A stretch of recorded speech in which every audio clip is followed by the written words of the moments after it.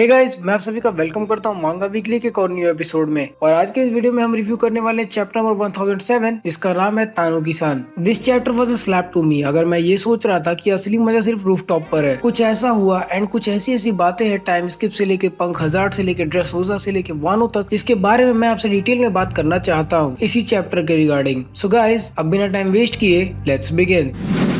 Chapter number 1000। इस chapter का cover page interesting था क्योंकि वहाँ पर सीजर क्लाउन बेबी पेंगुइन्स के लिए गुब्बारा फुला रहा था। चैप्टर की बात करें तो इसका नाम था तानुकी-सान। तानुकी से यहाँ पर मतलब है चॉपर का, क्योंकि उसको सब तानुकी कहकर बुलाते हैं। एंड तानुकी का मतलब होता है रकून डॉग, जिसकी तरह से चॉपर दिखता है। अब ओवरऑल चैप्टर की बात करें तो एज द नेम सजेस्ट, इस चैप्टर में चॉपर शाइन किया। More than half of the chapter chopper पर फोकस था। चॉपर ने ये प्रूव किया कि मेडिकल प्रोफेशन किसी भी काम से ऊपर है, इवन पायरेट्स के लिए भी। नाउ जैसा मैंने अपने पिछले रिव्यू में एक्सपेक्ट किया था, चॉपर ने होगरो और बाकियों को अपने एंटीडोट से बचा लिया। This was already expected because One Piece में जल्दी कोई मरता नहीं। एंड जब तक चॉपर वो एंटीडोट डेवलप कर रहा था, क्वीन ने अपना मुंह कुछ ज्यादा ही खोल दिया। देखो, क्वीन दिखने में पागल लगता है एंड शायद अब उसने काम भी वही कर दिया, जिसकी वजह से ओनिगाशिमा के फाइट का सिचुएशन काफी चेंज होने वाला है। CP0 का एनालिसिस था कि ओनिगाशिमा की फाइट सिर्फ मेन बॉस को खत्म करने से नहीं जीती जा सकती। हमें काइडो के हर ग्रुप का ध्यान रखना पड़ेगा अगर हमें काइडो को डिफीट करना है। एंड शायद इस समय चॉपर वही करने में सक्सेसफुल हो गया, क्योंकि आप मानोगे नहीं, काइडो की आर्मी ने एक्चुअली में काइडो को बिट्रे कर दिया। आप समझ रहे हो इसका मतलब, betraying an Yonko, it is a straight death sentence, but still लोगों ने किया and it was really surprising. इसके बाद चैप्टर का end which was unexpected, totally unexpected. एक ऐसा कैरेक्टर अचानक से टपका जिसका कोई उम्मीद नहीं कर सकता था। And it was Kozuki Oden दात्तेवायो। बट वेट, अपने घोड़े संभालो भाई, ये ओडेन नहीं है, क्योंकि ये पॉसिबल ही नहीं है। ऐसा क्यों है, ये अभी हम सीन बाय सीन ब्रेकडाउन में बात करेंगे। सो गाइस, अब एक ब्रीफ ओवरव्यू के बाद हम ब्रेक डाउन करते हैं मांगा को सीन बाय सीन में। तो अगर आपने अभी तक मांगा नहीं पढ़ी तो उसे जल्दी से साइड में खोल लें ताकि आपको वीडियो ठीक से समझ में आ जाए। Scene number 1, live floor. सभी लोग इस समय शॉक्ड हैं क्योंकि top of the top fighters नीचे डिफीटेड पड़े हैं। ओनिवा बांशी, मीमावारी गुमी, डाइकुकु एटसेट्रा, कोई भी खड़े होने के लायक तक नहीं रहा। सभी बोल रहे हैं इंक्लूडिंग अप्पू। तो ये थी power of legendary Hyogoro the flower, जिसने आइस डीमन पावर को रेजिस्ट करके अपने एडवांटेज में यूज किया। और अब ड्रेक को भी पता चल गया कि इसीलिए शायद रेस्ट ऑफ द वर्ल्ड वानो से डरती है। भाई, वानो से डरना चाहिए भी। रियुमा, ओडेन और अब ह्योगुरो भी। पता नहीं कितने स्किल्ड वॉरियर्स यहाँ रहते हैं। आपको याद होगा कि कैसे लास्ट चैप्टर में ह्योगुरो को काटने की बात हो रही थी, तो नेक्स्ट पैनल में भी वही चल रहा है, जहाँ पर यटप पे ह्योगुरो को काटने वाला है। बट वो ऐसा नहीं कर पा रहा क्योंकि वो ह्योगुरो की बहुत रिस्पेक्ट करता है, बिल्कुल उसी तरह जिस तरह से फिशमैन जिम्बे की रिस्पेक्ट करते हैं। इधर दूसरी तरफ शुनागुरो उमासा को काटने जा रहा है क्योंकि वो भी इसी वायरस से इफेक्ट हो गया है। समुराइज कह रहे हैं कि वो लोग नहीं बच पाएंगे। तानुकी-सान, क्या अभी तक दवा तैयार नहीं हुई? इन्फेक्टेड लोग कभी भी आइस डीमन बन सकते हैं। और सिर्फ समुराइज ही नहीं इफेक्ट हुए भाई, असली रिव्यू तो अब शुरू होगा। क्वीन के सबऑर्डिनेट्स भी इसी वायरस से इन्फेक्ट हो गए और वो सब पूछ रहे कि बॉस, आखिर हम क्यों इन एनिमीज के साथ मर रहे हैं? इतने पर तो क्वीन ट्रांसफॉर्म हो जाता है और बोलता है, अपना मुंह बंद रखो चूतियों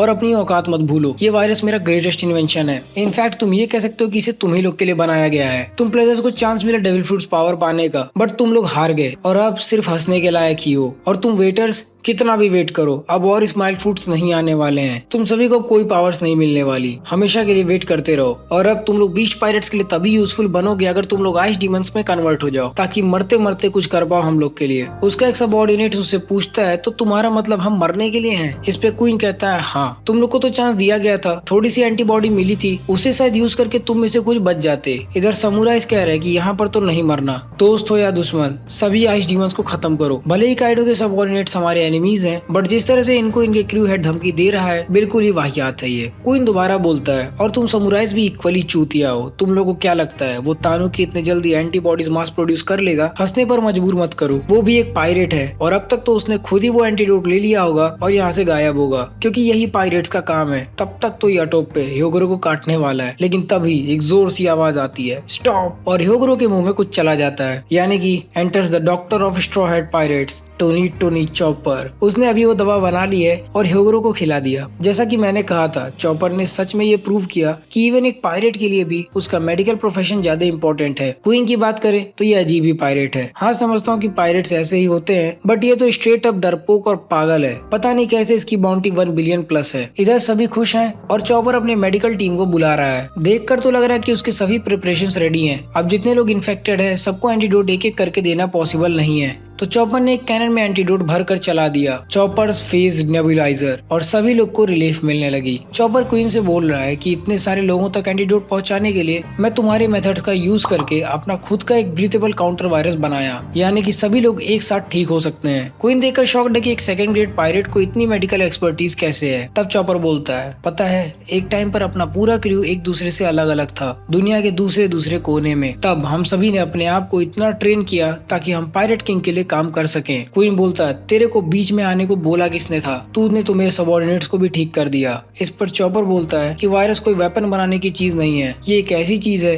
कि इसका कंट्रोल हम इवेंचुअली खो देंगे। वैसे चॉपर की ये बात सही भी है। वायरस या बायोवेंस इन सभी को कभी भी रियल वॉर्स में यूज नहीं करना चाहिए। ये हमारे लिए एंड इवन अर्थ के लिए भी बहुत प्रॉब्लमेटिक है। एंड सबसे बड़ी दिक्कत है कि इवेंचुअली इनका कंट्रोल अपने हाथ से छूट ही जाएगा। देयर इज नथिंग जो कि एक वायरस को कंट्रोल कर ले। अभी रिसेंट के कोविड का हाल हमने पूरी दुनिया में देखा and I think may be Oda is trying to point something towards COVID. वैसे कोई बोल रहा है कि किसी रकून की बात मैं नहीं सुनूंगा, तू मेरे को समझता क्या है? और वो चॉपर पर लेजर्स फायर करता है। And next panel was really something. एक दवा क्या नहीं कर सकती है, प्रॉपर मेडिसिन हर प्रॉब्लम का इलाज है। बट मैंने ये नहीं सोचा था कि काइडो की आर्मी वाले काइडो को ही बिट्रे कर देंगे। प्लेजर्स एक्चुअली में क्वीन के लेजर के सामने आ गए और उन्होंने चॉपर को प्रोटेक्ट किया। ऐसा देखकर क्वीन बोल रहा है, ये क्या कर रहे हो चूतियों, रास्तों से हटे हुए। जिस पे प्लेजर्स बोलते हैं, चुप कर भोसड़ी, तुमने ऑलमोस्ट हमारे भाइयों को मार डाला, लेकिन इस रकून ने उन्हें बचा लिया और अब अपने सेवियर को बचाने के लिए हम अपनी जान दे देंगे। लेकिन तेरे जैसे पागल आदमी के अंडर तो काम नहीं करेंगे। सही बोला ना भाइयों? And everyone of the army is like, हाँ भाई चॉपर ने तो पूरा सीन पलट दिया। उसने प्लेजर्स एंड वेटर्स को अपने साथ कर लिया। यू शुड नो दैट कि टामा अगर किसी भी तरह से अनलिमिटेड डोंगोस भी बना दे, ऑल्दो इट्स इम्पॉसिबल, बट अगर वो बना भी दे तो भी वो डोंगोस प्लेजर्स पर काम नहीं करने वाले और ना ही वेटर्स पर। लेकिन अभी चॉपर ने ये ड्रॉबैक भी खत्म कर दिया। अब pleasures and waiters are ready to work with Mugiwara crew, क्योंकि एक योंको की आर्मी ने उसको बिट्रे किया है। एक योंको जो कि काफी टाइम से एक पायरेट है, जिसकी इतनी बड़ी फ्लीट है और जो इतने सारे इतने बड़े बड़े पायरेट क्रूज को कंट्रोल करता है, उसकी आर्मी ने उसको बिट्रे किया। एंड ऑल्सो क्योंकि प्लेजर्स अराउंड 4600 है एंड वेटर्स का नंबर अननोन है, तो काइडो की आर्मी से 4600 से ज्यादा हटकर इस समय अपने आर्मी में आ गए हैं। ये काफी इंटरेस्टिंग है ना। जैसा कि CP0 ने कहा था, सिर्फ एनिमी फोर्सेस के लीडर को नॉकआउट करना इनफ नहीं है, जितने सबऑर्डिनेट्स एंड ऑफिसर्स हैं सभी को टेक डाउन करना पड़ेगा। एंड एक्चुअली में वही हो भी रहा है। खैर नेक्स्ट पैनल में क्वीन चॉपर को तानुकी बोलते हुए उस पर अटैक करने जाता है, लेकिन चॉपर रंबल और वो अपने जायंट फॉर्म में ट्रांसफॉर्म हो जाता है और एक जोर का पंच क्वीन को दे मारता है। और ये देखकर सभी लोग चॉपर को तानुकी बोलने के लिए सॉरी बोलते हैं। अच्छा एक चीज मैं अभी स्ट्रेट अप बता दे रहा हूँ कि ऐसा बिल्कुल भी चांस नहीं है कि चॉपर क्वीन से फाइट करेगा। हम यहाँ एक योंको की बात कर रहे हैं और उसके 2nd डिवीजन कमांडर की। चॉपर आसपास भी नहीं आता क्वीन के पावर्स की। मैक्सिमम वो कुछ टाइम तक क्वीन को रोकेगा, बट थिंकिंग बैक कि पेरिस्पेरो भी इसी समय इसी सीन में है, तो चॉपर एंड मार्को की हालत तो खराब होने वाली है। Scene number 2, Momo and Yamato. Momo कह रहा है कि उसको बिल्कुल भी अच्छा नहीं लग रहा। सब लोग कितना कुछ एक्सपेक्ट कर रहे हैं, सब लोग जान लगाकर फाइट कर रहे हैं, लेकिन मैं कुछ भी नहीं कर पा रहा हूँ। मैं वीक हूँ and I hate my self for being like this. तभी अचानक से यामाटो के टॉप में कुछ हलचल होने लगती है और उसके अंदर से मोमो अपने ड्रैगन फॉर्म में बाहर निकलता है। यामाटो शॉक होकर बोलती है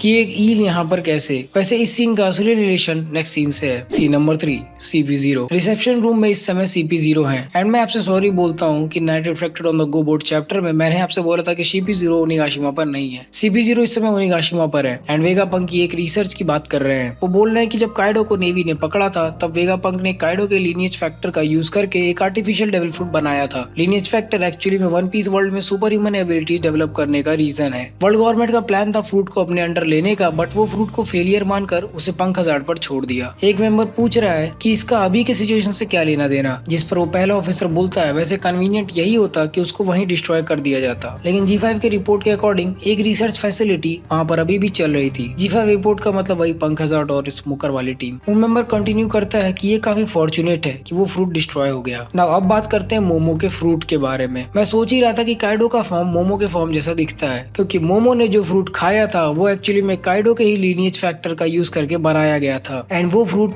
फेलियर तो नहीं हो सकता वरना मोमो मर जाता। तो इसका मतलब क्या हो सकता है कि मोमो की कोई स्पेशल एबिलिटी है जो कि उसे मरने नहीं दिया, या फिर वेगापंक को पता था कि फ्रूट सही है और उसने जानबूझकर वहां पर छोड़ा हो। अगर ऐसा है तो वेगापंक जरूर शायद कुछ बड़ा प्लान कर रहा है। वैसे ये एक इशारा हो सकता है कि मे बी डेविल फ्रूट्स के काम करने का सीक्रेट रिवील होने वाला हो। जो कुछ भी हो, I am excited to see that. And बात करें मोमो की, तो उसके पास काइडो जैसा फ्रूट है। Isn't it interesting? एंड ये भी तो सोचो कि यामाटो ने उसे देखकर पहला वर्ड ईल बोला है। ईल एक फिश है and Kaido has fish fish fruit. चीजें बहुत सही कनेक्ट हो रही हैं एंड अगर मोमो काइडो जैसी एबिलिटी पाया तो मजा आ जाएगा। बैक टू मांगा सीन नंबर 4। इस समय हम वही स्टोर रूम में हैं जहाँ पर किनेमोन और बाकी सभी थे और देखकर लग रहा है कि इनकी चोट ठीक हो रही है, बट इन्हें ये नहीं पता चला कि इनकी हेल्प किसने की। किनेमोन बोल रहा है कि लूफी हमारी जगह काइडो से फाइट कर रहा है, रेस्ट ऑफ द आइलैंड भी फाइट कर रहा है, अभी हमने हार नहीं मानी है। तब तक अचानक से कोई दरवाजे पर आता है और बोलता है तुम लोग तो बहुत मारे गए हो, मैं सोच ही रहा था कि हमारे रास्ते वापस मिले, देखकर तो लग रहा है कि तुम्हारी एज भी बढ़ गई है। एंड इस पैनल में होल्ड योर ब्रेथ, आप बिलीव नहीं मानोगे, कोजो की ओडेन दाते वायो, ओडेन यहाँ पर जिंदा है, ऐसा कैसे पॉसिबल है, और सब यही सोच रहे हैं। एंड इसी के साथ मांगा खत्म। देखो ये पॉसिबल नहीं है कि ओडेन अभी जिंदा हो, काइडो ने उसके सर में गोली मारी थी और ओडेन वहीं मर गया था, बट स्टिल अगर ओडेन जिंदा था तो इतने टाइम तक उसका अंडर द रेडार होना बहुत मुश्किल है। आफ्टर ऑल उसको पूरा वर्ल्ड पायरेट मानता है एंड वर्ल्ड गवर्नमेंट उसकी भी एनिमी थी क्योंकि वो रॉजर के साथ था। इसके अलावा यार मतलब क्या बना ओडेन को इतना बुरा मौत देने का अगर उसको जिंदा ही करना था। वो जिंदा नहीं हो सकता क्योंकि ओडा ने बोला कि उनको ऐसे मरे हुए कैरेक्टर्स को वापस लाना पसंद नहीं है। This is not Naruto. मुझे लगता है कि ये या तो कैटरीना डेवॉन होगी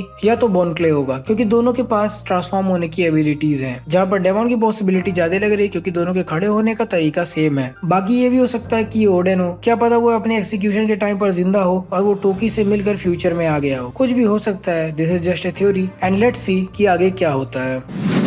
सो गाइस ये थी मेरी review video of chapter number 1007 तानो-की-सान। मैं उम्मीद करता हूँ कि आपको मेरा ये चैप्टर रिव्यू पसंद आया होगा। अगर आप सभी को मेरा ये रिव्यू पसंद आया प्लीज इस वीडियो को लाइक कर दीजिए, नहीं पसंद आया तो भी लाइक कर देना। कमेंट करके मुझे ये बताओ कि आपको क्या लगता है कि ये ओडेन है या नहीं। शेयर करिए इस वीडियो को उन लोग के साथ जो कि वन पीस के मांगा में इंटरेस्टेड है और सिर्फ उन्हीं लोग के साथ करना, वरना बाकियों को स्पॉइलर हो जाएगा। मुझसे इंटरेक्ट करने के लिए, बातें करने के लिए आप मुझे इंस्टाग्राम पर फॉलो कर सकते हैं जहाँ पर मैं आपके हर कोई का रिप्लाई देता हूँ। एंड इवन आप डिस्कॉर्ड भी ज्वाइन कर सकते हैं जहाँ पर हम वॉइस चैटिंग एंड एनिमेज वगैरह स्ट्रीम कर सकते हैं। ऐसे और भी कई सारे मस्त वन पीस कंटेंट को एंजॉय करने के लिए आप हमारे चैनल को सब्सक्राइब करना ना भूलें और हाँ बेल आइकन जरूर प्रेस कर दीजिएगा ताकि आप हमारे अपलोड से नोटिफाई होते रहें। सो गाइस अगर आपको हमारी ये मांगा रिव्यू वीडियो पसंद आए तो हमारी और भी कई सारी मांगा रिव्यू वीडियोस को चेकआउट कर सकते हैं जिसके प्लेलिस्ट का लिंक आपको वीडियो के राइट साइड में एंड डिस्क्रिप्शन में मिल जाएगा। So guys till the next video, play on.